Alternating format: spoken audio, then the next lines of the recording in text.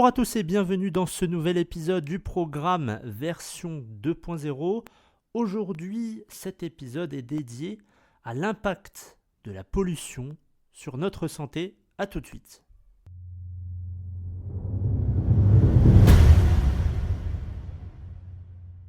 Aujourd'hui, on va explorer les conséquences qui sont souvent méconnues de la pollution sur notre bien-être physique et aussi mental. On est entouré par une multitude de sources de pollution et il est crucial de comprendre les dangers auxquels on est exposé et aussi d'apprendre comment on peut se protéger, comment on peut protéger notre santé.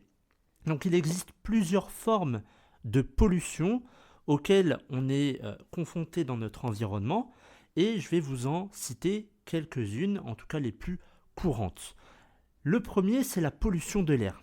La pollution de l'air, elle est causée par les émissions de gaz et de particules qui vont provenir des véhicules, des industries, des centrales électriques et aussi des activités humaines en général. Alors, cette pollution elle peut entraîner plusieurs problèmes de santé, mais ça, on va le voir dans un second temps.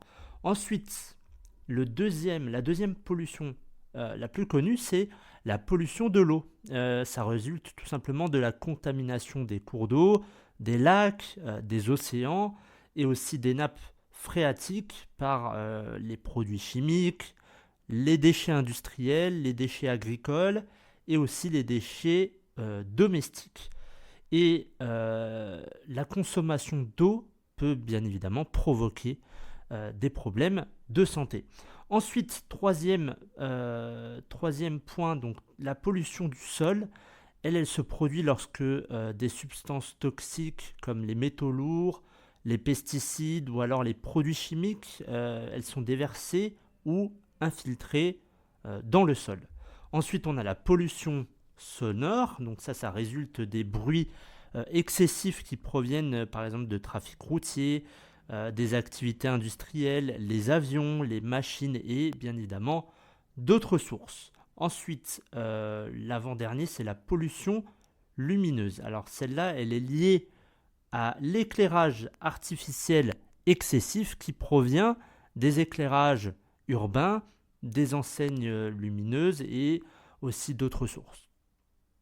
Et le dernier, c'est la pollution électromagnétique. Alors ça provient des appareils électriques et électroniques, des lignes électriques, des antennes de télécommunication et d'autres sources d'émissions électromagnétiques. Donc, il est important de noter que ces différentes formes de pollution, elles peuvent interagir entre elles et avoir un impact cumulatif sur notre santé, mais aussi sur notre environnement. Il faut une prise de conscience de ces formes de pollution et de leurs effets, parce que c'est essentiel pour mettre en place des mesures de prévention et de protection adéquates. Deuxième point, on va voir quels sont les effets sur la santé, quels sont les effets que peuvent avoir ces différentes pollutions sur la santé. On sait que c'est un impact significatif sur notre santé, ça peut entraîner divers problèmes physiques, mentaux et aussi émotionnels. Je vais d'ailleurs vous en citer 7 problèmes que l'on peut rencontrer lorsqu'on est exposé à la pollution. Le premier, qui est le plus connu, c'est les problèmes respiratoires. La pollution de l'air, par exemple, elle contient des particules fines et des substances toxiques qui peuvent aggraver les problèmes respiratoires existants, comme l'asthme, la bronchite chronique et aussi les allergies. Et elle peut également provoquer des infections des voies respiratoires supérieures, mais aussi inférieures. Ensuite, on a les maladies cardiovasculaires. Alors l'exposition à long terme à la pollution atmosphérique, ça peut augmenter le risque de développer des maladies cardiovasculaires, notamment des maladies coronariennes, des AVC, donc des accidents vasculaires cérébraux, et des problèmes cardiaques. Ensuite, on a le cancer. On a des substances chimiques présentes dans la pollution, comme les hydrocarbures aromatiques polycycliques. Alors c'est HAP, bon, c'est plus simple de le dire comme ça.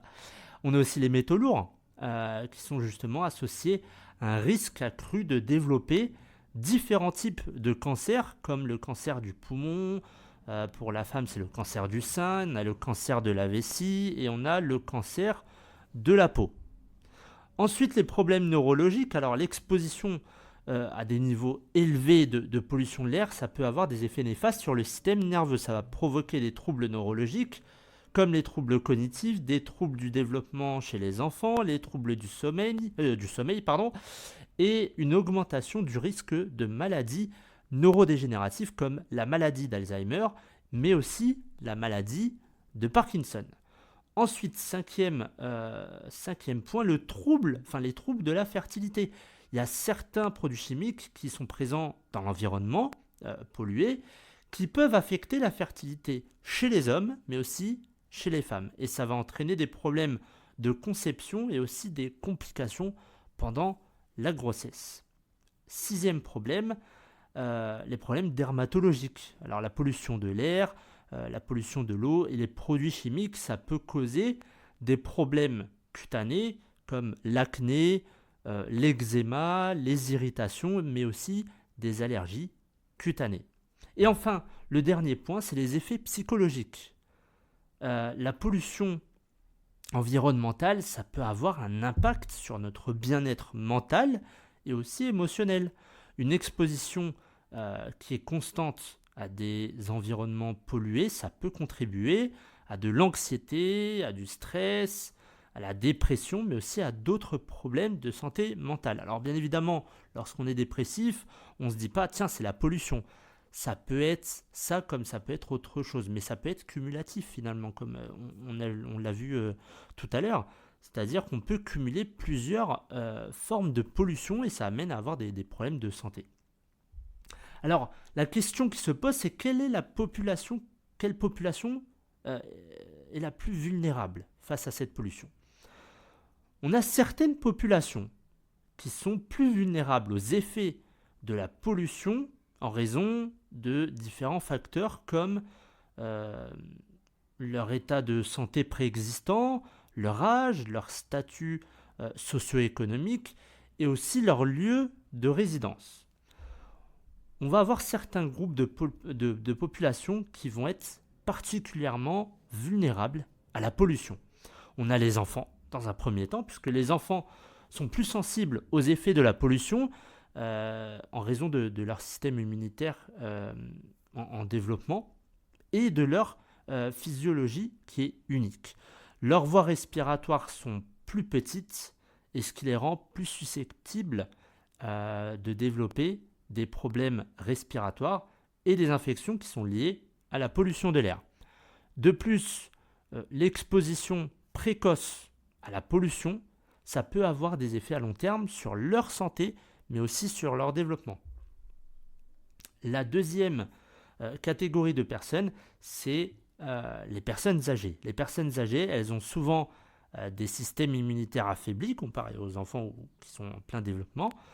Et ils sont plus susceptibles, je vais y arriver avec ce mot un jour, ils sont plus susceptibles de souffrir de maladies cardiovasculaires, respiratoires et d'autres problèmes de santé. Et leur capacité à se défendre contre les effets de la pollution, elle est souvent réduite, donc ça peut aggraver leurs conditions préexistantes et ça peut augmenter leur vulnérabilité aux maladies.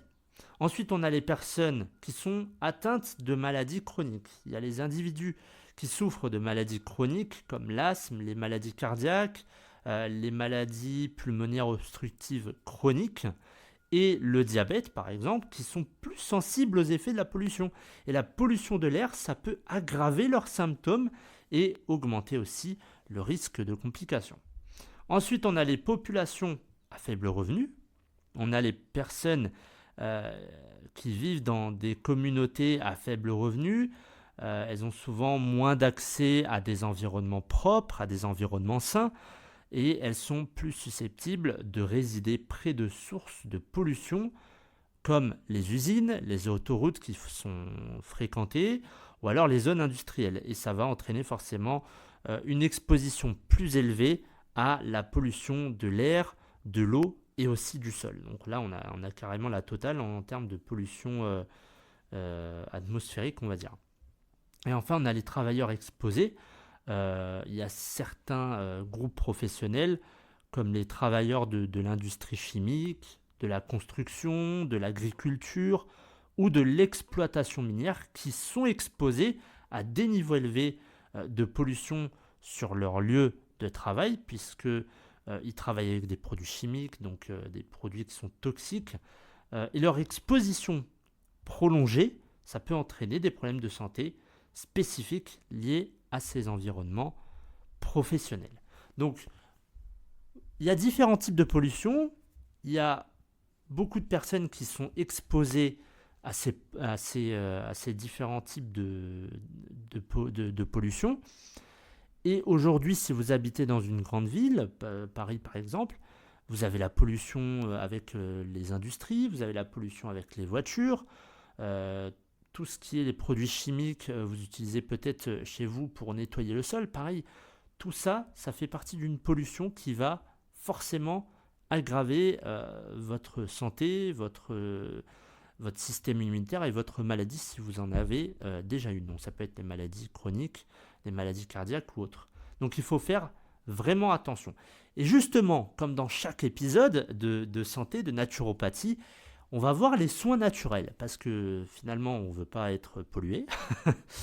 Donc on va voir quels sont les soins naturels pour contrer cette pollution. Alors dans un premier temps, et vous le savez, il faut adopter une alimentation riche en antioxydants, en vitamines et en minéraux pour aider à renforcer le système immunitaire et réduire les dommages oxydatifs qui est causé par la pollution. Dans votre alimentation, vous devez mettre des aliments qui sont riches en vitamine C, comme les agrumes, les baies, mais aussi en vitamine E, comme les amandes, les graines et aussi l'huile d'olive, pour améliorer la fonction pulmonaire. Il faut aussi des caroténoïdes, comme les carottes, les épinards, et de l'oméga 3, comme les poissons gras et les graines de lin. On peut aussi boire du thé vert, parce que le thé vert c'est bon et c'est un antioxydant. Pour évacuer les toxines, on peut manger des endives et des concombres. Ça, vous pouvez le noter, pour évacuer les toxines, il faut manger des endives et des concombres. Alors, c'est pas juste en faisant ça que vous allez évacuer toute la toxicité, toutes les toxines dans votre corps, mais ça peut déjà aider votre corps à éliminer. Et pour fortifier et nettoyer vos poumons, on prend du gingembre en tisane. Donc vous faites une petite infusion de gingembre et vous pouvez prendre ça tous les jours. Il y a aussi certaines herbes et plantes qui possèdent des propriétés détoxifiantes et anti-inflammatoires qui peuvent soutenir votre système immunitaire et aider à éliminer les toxines. On a des exemples courants qui incluent le curcuma, le gingembre, le pissenlit, le chardon-marie qui est connu, l'ortie et le thé vert comme je viens d'en parler juste avant. On a parmi ces plantes et les herbes le chlorophytum ou la plante araignée. Là, cette plante-là, elle absorbe la quasi-totalité des polluants et surtout le monoxyde de carbone. Donc surtout si vous êtes fumeur et si vous êtes bien évidemment sur les routes, ça peut aider. Le spathiphyllum, celui-là il est dur à prononcer, ou alors la fleur de lune, c'est beaucoup plus simple. Elle a une action très complète parce qu'elle est efficace contre le benzène, le trichloroéthylène, la xylène, le formaldéhyde et les vapeurs d'alcool, l'ammoniac. Et cette plante, elle est également décorative avec ces jolies fleurs blanches, donc vous pouvez les mettre chez vous pour la décoration. Ensuite, on a la langue de feu, qui est aussi appelée anthurium. C'est une plante qui a de jolies fleurs, mais qui a aussi des effets dépolluants. Elle absorbe en fait en grande quantité le xylène et l'ammoniac. Donc surtout l'ammoniac, c'est très toxique. Donc vous pouvez aussi en mettre chez vous. Ensuite, on a la langue, alors celle-là m'a fait rire, la langue de belle-mère, qu'on appelle Sansevieria. Donc la langue de belle-mère, c'est l'allié des fumeurs. Donc ça absorbe entre autres le formaldéhyde, le cyclohexylréthylène et le benzène. Donc c'est tous les produits chimiques et toxiques que l'on a dans le tabac. Donc ça, c'est parfait pour les fumeurs. Ensuite, on a le philodendron. Ça, c'est super efficace contre les produits volatiles de traitement du bois. Parce qu'il neutralise en fait le formaldéhyde et le pentachlorophénol. Donc ce sont, je pense, des molécules pardon, que l'on voit, et donc ça permet de neutraliser ces produits-là qui sont volatiles, donc c'est souvent dans le traitement du bois. Ensuite, on a les aloés. Alors l'aloe vera par exemple, qui absorbe la plupart des polluants, comme par exemple le monoxyde de carbone, et ils sont réputés pour absorber les ondes électromagnétiques et limiter la prolifération des acariens. Donc ça a quand même trois avantages. On a pour les polluants, on a pour les ondes électromagnétiques et on a pour la prolifération des acariens. Ensuite, on a les palmiers. Alors, on a le palmier d'Arec et le Cantia, qui absorbent bien les produits volatiles qui sont présents dans les peintures et les matériaux de construction. Donc, c'est le xylène, c'est le toluène, c'est le formaldéhyde et aussi l'ammoniac. Ensuite, on a les dragonniers, qu'on appelle les cousins des palmiers, qui diminuent les concentrations les concentrations de trichloréthylène, de xylène et de benzène. Ensuite, on a les fougères. On a la fougère de Boston qui absorbe le xylène et qui aurait également la capacité d'éliminer les métaux lourds du sol, comme le mercure ou l'arsenic. Donc ça peut être bien si vous voulez nettoyer tout simplement votre sol qui est peut-être avec ces molécules-là, donc avec des métaux lourds aussi. On a la lierre qui limite la teneur de l'air en formaldéhyde, en benzène et en ammoniac. Et enfin, on a les ficus, et en particulier le caoutchouc, qui va prévenir la moisissure et qui va éliminer efficacement le monoxyde de carbone. Voilà pour tout ce qui est plantes. Alors on a aussi le sport en plein air, bien évidemment. Ça ne sert à rien de faire du sport, de courir à côté des voitures. Faites en sorte de courir dans une forêt, dans un bois, à la campagne aussi, mais loin de la pollution des véhicules. Et aussi une bonne hydratation, parce que oui, il faut s'hydrater. Ça permet en tout cas que vous soyez en forme, parce que si vous n'avez pas une bonne hydratation, vous n'êtes pas en forme, et vous êtes plus susceptible d'avoir des maladies qui sont aussi liées avec la pollution. Donc voilà, on va conclure cet épisode justement en soulignant l'importance de la sensibilisation et de l'éducation sur les dangers de la pollution. Il faut prendre des mesures individuelles, mais aussi collectives, et on peut contribuer à un environnement plus sain et à une meilleure qualité de vie pour tous. Voilà pour cet épisode, j'espère qu'il vous aura plu. N'oubliez pas de rester à l'écoute pour les autres épisodes qui vont venir.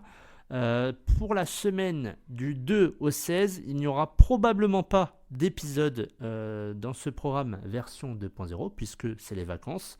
Donc je fais une pause, je m'éloigne un peu de tout ce qui est technologie, etc. Il y en aura un la semaine prochaine puisque c'est juste avant le départ pour les vacances. Donc ça sera un épisode de développement personnel. Et quant à moi, je vous souhaite une excellente semaine et je vous retrouve dimanche pour un épisode de développement personnel.